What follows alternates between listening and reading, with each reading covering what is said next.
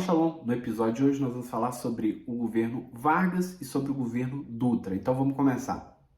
A gente vai começar então por Getúlio Vargas, que sobe ao poder em 1930, após aquela disputa que ficou conhecida entre o Júlio Prestes de um lado e também Getúlio Vargas de outro, apoiado por estados como Rio Grande do Sul e Minas Gerais. Bom, Getúlio Vargas ele vai governar o Brasil de 1930 a 1945, conhecida como a Era Vargas, um período de longo tempo, de 15 anos.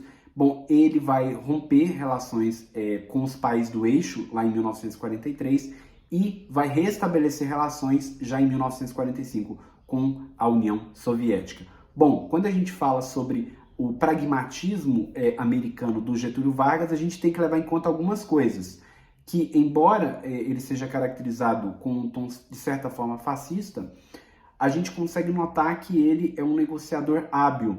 Ao final da década de 40, ou melhor, em meados da década de 40, a gente vê um Getúlio Vargas recalcitrante em acordos com a Alemanha e uma maior aproximação com os Estados Unidos, o que é justificado, por exemplo, com o Lend-Lease, que é um acordo de empréstimos e arrendamento de 1941, o conhecido Lend-Lease. Além disso, a gente também tem em 1942 o estabelecimento dos Acordos de Washington, que previa justamente investimentos para o Brasil em troca de matérias-primas que seriam usadas na indústria norte-americana, e também os investimentos do Exim Bank para o Brasil, por exemplo, na ferrovia Vitória-Minas, claro, da modernização da mina de ferro lá de Itabira, a terra de Drummond. Também vai ter um protagonismo de aderir justamente à Declaração das Nações Unidas, que vai dar origem justamente à ONU, a Organização das Nações Unidas, criada pela Carta de São Francisco. Mas essa relação entre Brasil e União Soviética não duraria muito.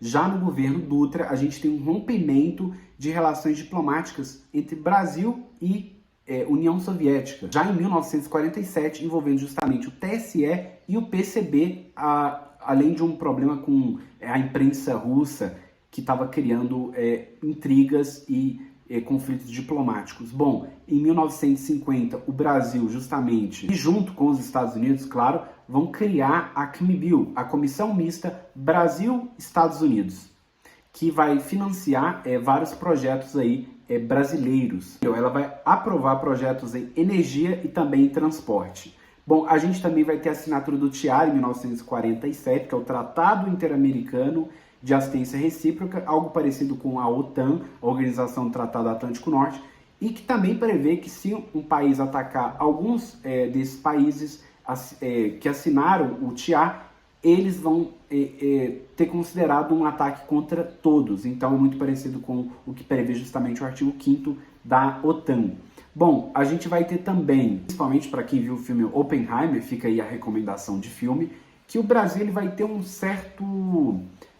certa aproximação com os Estados Unidos de forma não muito pragmática, algo que vai se repetir no governo Castelo Branco. Então vai se chamar de um alinhamento sem recompensa, diferentemente do que acontecia no governo do Getúlio Vargas, durante a Era Vargas. Passando agora para o segundo período que o Vargas foi governante do Brasil, em 1952 é criado o BNDE, não confundir com o BNDES, que vai ser instituído durante o regime militar. O Banco Nacional de Desenvolvimento, ele vai cuidar do financiamento dos projetos aprovados pela CMBio, pela Comissão Mista Brasil-Estados Unidos. Além disso, em 1954, o Vargas também vai se aproximar também dos Estados Unidos, justamente na invasão dos Estados Unidos, da Guatemala pelos Estados Unidos. O Brasil ele vai apoiar justamente essa intervenção. Claro, do apoio brasileiro à intervenção americana na Bolívia, um país muito próximo aqui do Brasil. Bom, então esse é o panorama geral da história da política externa brasileira dos governos Vargas e também do governo Dutra. Para terminar, é claro que a gente não poderia deixar de lado os chanceleres, os ministros de Relações Exteriores do Brasil. Bom, durante a Era Vargas a gente teve 4, na verdade, chanceleres que de 1930 a 1933 o chanceler foi Afrânio de Melo Franco, mineiro inclusive. Depois de 34 a 36 tivemos Macedo Soares, depois Mário Brandão durante um ano, e de 38 a 44, o Oswaldo Aranha, o saudoso Oswaldo Aranha, que criou justamente o Estado de Israel e também o Estado da Palestina.